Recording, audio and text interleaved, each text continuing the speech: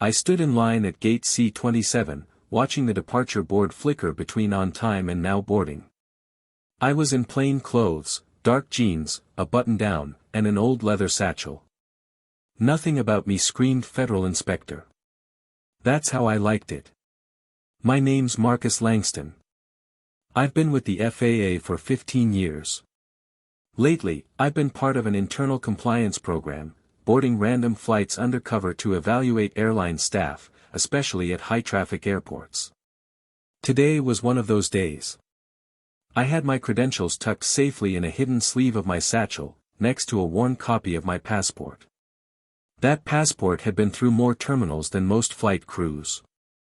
As I stepped up to the gate agent's podium, I gave her a polite nod and handed her my boarding pass and passport. She was in her late 20s, blonde, impatient, tapping the keyboard like it owed her money. Her eyes darted over my documents, then up at me, lingering a beat too long. "Where did you get this?" she asked sharply. "My passport?" I replied, calm. "Yeah. This looks off."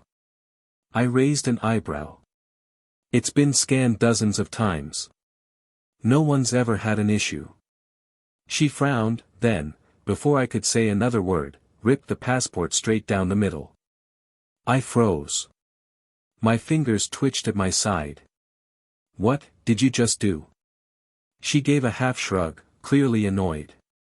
"If it's fake, it needs to be destroyed. TSA can follow up if you're really who you say you are." She moved to call security. I inhaled slowly, keeping my voice steady. "You might want to pause that call." She ignored me. "Ma'am," I said, reaching into my satchel, "before you bring in more people to witness what you just did, you might want to see this." I slid a leather badge wallet across the counter. Her face dropped the moment she flipped it open. The silence between us felt louder than the hum of the terminal behind her. Her mouth parted slightly, like she wanted to say something, but nothing came out. She stared down at the gold badge and the official FAA credentials, her hand hovering over the intercom like it had just turned to stone. "I was assigned to this flight as part of a routine audit," I said evenly. "Unannounced, as always. And you just destroyed federal property." Her face drained of color. I thought it was fake," she stammered. "People try to board with forged documents all the time, and you didn't scan it." She blinked, caught off guard. "You didn't run it through your system. You didn't even ask to verify my ID. You took one glance and tore it in half." The agent's eyes darted around, clearly hoping someone from her team would step in, or at least witness her side of things. But the other staff were busy, boarding group 2 had just been called, and no one seemed to notice the tension building at her podium. "You don't understand," she tried again, voice now much softer.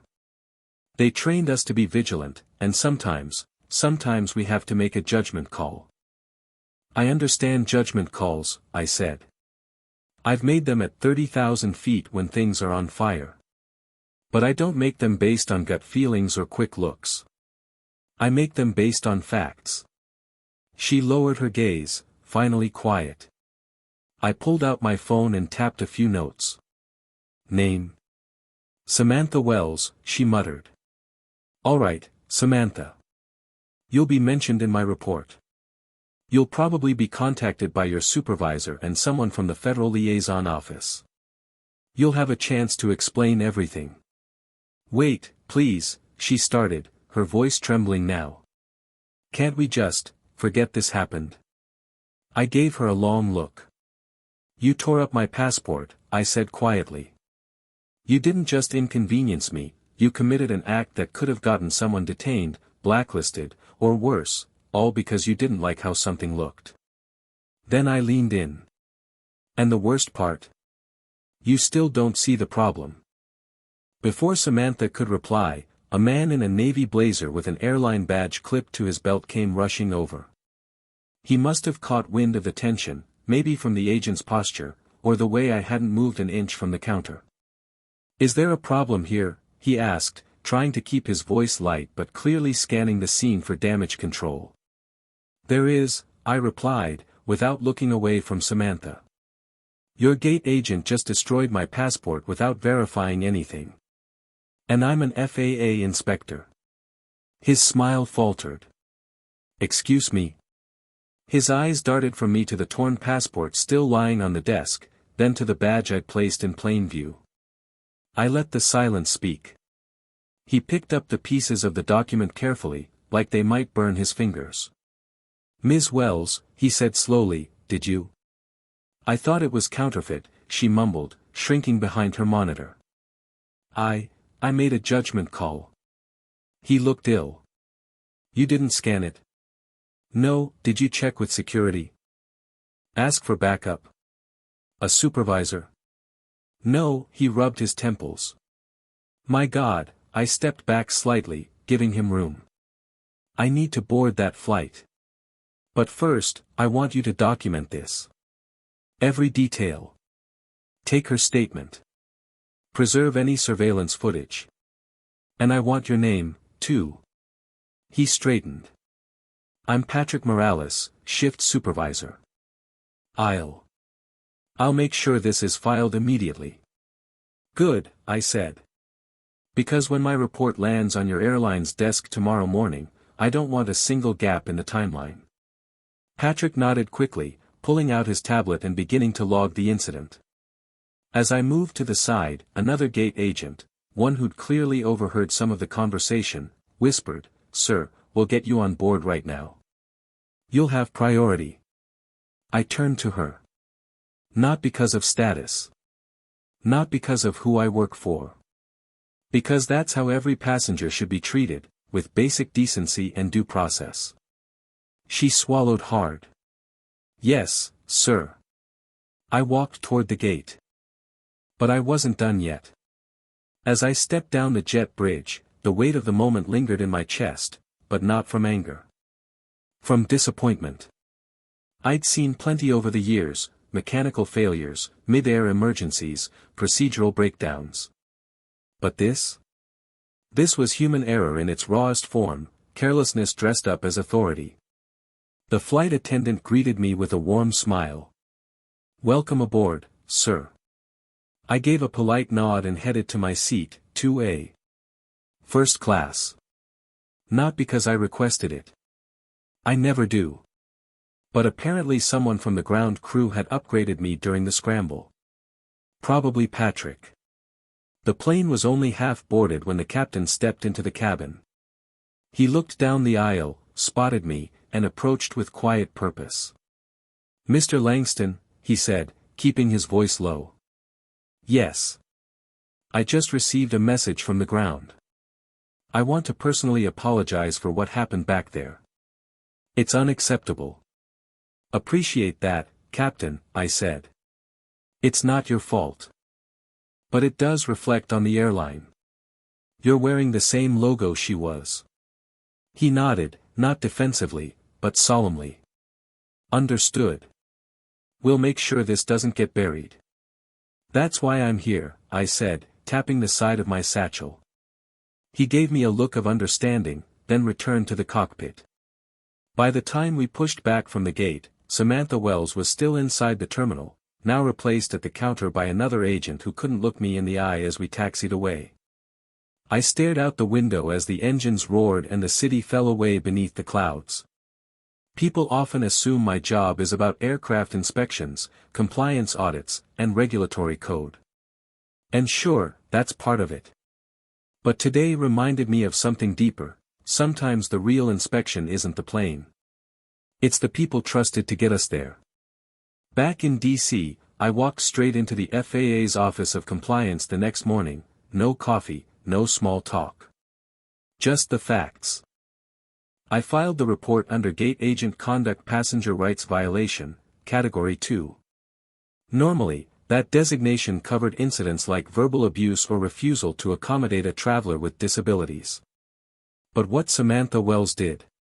That required a supplemental incident log. I uploaded the security footage request. I attached a scanned copy of the destroyed passport with timestamps from airport CCTV. I even included Patrick Morales' full statement, which had emailed me before I'd even landed. He knew what was coming. The final line of my report read, "This was not a failure of policy, it was a failure of judgment." And judgment, when paired with unchecked authority, becomes a threat to the very safety and dignity we're sworn to protect. I hit submit. By noon, the director of airline compliance had already called me. "Marcus," she said, "that report lit a fire. The airline's already responded. They're putting Samantha on immediate administrative review. Internal ethics board's been looped." "Good," I said. "But don't let it stop there." "I won't," she promised. "You want to attend the debrief next week?" "I'll be there," I replied. "This isn't about punishment, it's about accountability. And fixing something before it becomes standard behavior." She paused. "You've seen a lot out there. Enough to know this wasn't a one-time thing," I said. "It just happened to the wrong passenger on the wrong day. And for once, that was the best possible outcome." A week later, I sat in a glass-walled conference room at FAA headquarters. Around the table were senior compliance officers, airline liaisons, and 2 members from the Department of Transportation's Passenger Advocacy Division. On the screen behind me was a paused still image from the airport surveillance footage. It showed Samantha Wells mid-motion, tearing my passport in two. The room was silent. "We're not here to ruin someone's career," I said clearly, standing as I addressed the group. "We're here to prevent a culture where snap judgments override basic process. What happened to me could have happened to anyone. A student. A veteran. A parent traveling with their child." One of the DOT reps leaned forward. "What made her act so fast, in your opinion?" "It wasn't malice," I replied. "It was assumption. An assumption is the slow rot in this industry, especially when combined with authority and stress." Patrick Morales, the gate supervisor, had been invited to speak as well. He looked visibly nervous but determined. "She acted outside of protocol," he admitted. "We're retraining the entire gate staff. Effective immediately. Not just on document procedures, but on de-escalation, bias awareness, and proper chain-of-command steps." The lead compliance officer took notes. "And Samantha?" "Still on leave," Patrick said. "HR and corporate legal are handling the review. But I've spoken with her. She's shaken. Honestly, I think she learned more from that moment than any seminar we could have assigned." That gave the room pause. I nodded. "Then maybe this isn't just about discipline, it's about transformation." Someone murmured agreement. Before the meeting closed, I asked for one thing. "I want this case added to the training simulations for all major airport hubs. No names. No details. Just the moment. The choice. The consequence.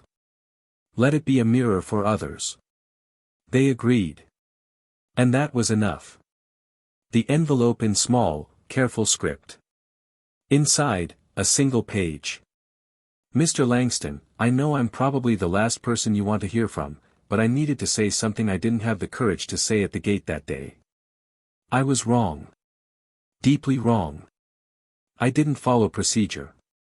I didn't pause. I didn't think. I just reacted, and in that reaction, I let my assumptions guide me more than the facts in front of me. That's on me. When they told me who you really were, I couldn't breathe. Not because I was afraid of losing my job, but because I realized how easily I could have humiliated, detained, or endangered someone who had done absolutely nothing wrong. You didn't yell. You didn't humiliate me back. You held a mirror up to what I'd become, and I hated what I saw. I'm taking the retraining seriously. I've also started volunteering at a traveler's aid center at the airport. Talking to people I used to see as just passengers. Listening to their stories. If nothing else, I hope you know your actions didn't just result in a report. They changed someone. Thank you." Samantha. I stared at the letter for a long time. Then I folded it, placed it inside my copy of the FAA manual, and closed the drawer. Some inspections leave you with a checklist. Others leave you with something far heavier, and far more important. Months passed. The incident at Gate C-27 had since become required study material across multiple airlines. Flight staff in training now watched a short, anonymized case video titled, "The Passenger You Didn't Expect." It ended with one simple phrase on screen: authority must never replace responsibility. I had moved on to other inspections, regional airports, overnight shifts, even red-eye flights with delayed crews and short-staffed terminals. But that day at Gate C-27? It stuck with me. Not because of what happened to me, but because of what it revealed. At a compliance summit in Chicago, I was asked to speak. Nothing flashy, just a closing keynote. I walked on stage with no slides, no podium. Just the story. When I finished, the room was quiet. Thoughtful. Then a woman in the back raised her hand. "What would you say to employees who are scared of making the wrong call?" I paused. "I'd say fear is natural," I replied. "But fear doesn't excuse you from following protocol. It doesn't give you the right to cut corners or overstep boundaries. Especially when you're dealing with people. People," I repeated, "are not luggage. You don't get to scan them once and make assumptions about their worth." That got nods. Even applause. Afterward, a young gate agent approached me. Her uniform was freshly pressed, badge new. "Mr. Langston," she said, "I just want you to know, I wasn't there that day, but I learned from it." I smiled. Then it was worth it. As she turned to board her flight, I caught a glimpse of her ID badge, S. Wells, Trainee Supervisor. Some lessons don't end careers. Some begin better ones. Months turned into a year. I continued flying undercover, inspecting runways, aircraft maintenance logs, and boarding protocols across the country. But I never forgot Gate C-27. Not because of the mistake, but because of the transformation that followed. One rainy evening at Reagan National, I was waiting for a connecting flight when I heard a familiar voice call my name. "Mr. Langston." I turned. It was her, Samantha Wells. She wore a new uniform now, crisp and deep navy, with a silver pin on her collar, training passenger relations supervisor. Not a demotion. A redirection. "I didn't expect to run into you here," she said with a nervous laugh. "I fly more than most birds," I smiled. "Looks like you've come a long way." She nodded. "I've helped rewrite some of the onboarding modules. They included parts of your report, anonymous, but people know. They take it seriously now. The staff talks about intent versus impact in our team briefings." I looked at her for a moment. "You didn't just recover," I said. "You rebuilt." "I had to," she said softly. "You gave me a second chance without saying a word. I had to make it mean something." She extended her hand. I shook it. No bitterness. No tension. Just mutual understanding. As the final boarding call echoed through the terminal, she said, "Thank you, for not letting that day define me. But letting it teach me." I gave her a quiet nod. "Every gate is a choice," I said. "What we do when people walk through it, that's what defines us." And with that, we parted. 2 passengers. 2 stories. One lesson that still travels with every flight. 6 months after the incident, I was assigned to a surprise audit at the very same airport, Terminal C. The same concourse. The same airline. It wasn't personal. It was protocol. But I won't lie, I was curious. This time, I traveled under a different name. Clean shave. No satchel. Just a quiet demeanor and a standard carry-on. The gate? C-27. When I approached, a younger gate agent greeted me with a professional smile. "Good afternoon, sir. May I see your documents?" I handed over my boarding pass and passport, this one, newly issued. He scanned it without hesitation. Verified it. Checked my name against the manifest. Even looked me in the eye and said, "You're all set, Mr. Palmer. Safe travels." As I turned to board, I paused. At the side of the counter stood a training poster, framed in glass. It wasn't flashy. Just a simple image of an ID being properly scanned, with bold lettering that read, "Every document. Every time. No assumptions." Beneath it, in smaller print, Policy Revision 12.5, issued by FAA Advisory. I smiled to myself. This wasn't just a reminder. It was a legacy. Because of one moment, one error, one report, thousands of future passengers would now be treated with more care, more caution, and more fairness. Not out of fear, but out of principle. As I stepped onto the plane and took my seat, I glanced out the window and whispered, "Audit passed." 1 year later, I found myself invited to a national aviation summit in Atlanta. It wasn't unusual, I'd spoken at conferences before. But this time, the keynote wasn't mine. It belonged to someone else. The title of the session, From Mistake to Mission, How One Gate Agent Changed the Culture of Compliance. I sat near the back, curious. When the speaker stepped onto the stage, the room shifted. It was Samantha Wells. Confident. Poised. Not nervous, ready. She began without slides, just her voice. "A year ago, I made a decision that could have cost someone their freedom, and my job. I destroyed a passenger's passport without verifying anything. No scans. No questions. Just a gut feeling." A few heads turned in my direction. I kept my expression neutral. Samantha continued, "That passenger was an undercover FAA inspector. He didn't retaliate. He didn't humiliate me. He held me accountable, with professionalism and grace. And that accountability changed me." She went on to describe how her mistake had become a wake-up call. How she'd helped rewrite procedural policies, initiated monthly peer reviews for frontline staff, and co-founded an internal program called Second Glance, focused on slowing down rushed decision-making at boarding gates.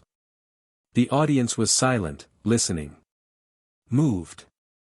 Then she closed with this, "Mistakes don't define us, how we respond to them does. And one man's decision not to punish me, but to challenge me, gave me a second chance I'll never waste." As applause filled the auditorium, she glanced toward the back of the room, toward me. Just for a second. No words exchanged. Just a nod. I nodded back. And in that moment, I realized, my quietest report had become my loudest legacy. Months after the conference, I returned to the airport for a routine inspection. No undercover mission this time. Just a walk-through, clipboard in hand, checking protocols, gate activity, and staff interactions. I wasn't looking for Samantha. But I found her anyway. She was standing near gate C-27, of course, with a small group of new hires gathered around her. They were listening closely as she gestured toward the check-in desk and spoke with quiet authority. "No matter how long you do this job," she told them, "never forget, every passenger is a person, not a profile. The second you skip a step, you stop being part of the solution." One of the trainees raised their hand. "What if we make a mistake?" She smiled, not bitterly, but knowingly. "Then own it. Learn from it. And make sure the next person doesn't make the same one." I watched from a distance, unnoticed. She had become the kind of leader we rarely write into manuals. After her session ended, I approached. "Training the next generation, I see," I said. She turned. Her smile was warm, real. Trying to pay it forward. I handed her a small envelope.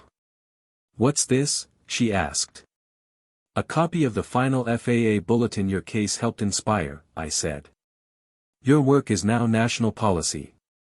Mandatory training in all major hubs. She opened it slowly. Her hands trembled just slightly. You turned a misstep, I said, into momentum. She looked up at me, voice soft. I never thought I'd be part of the system I almost broke. You're not just part of it, I said. You improved it.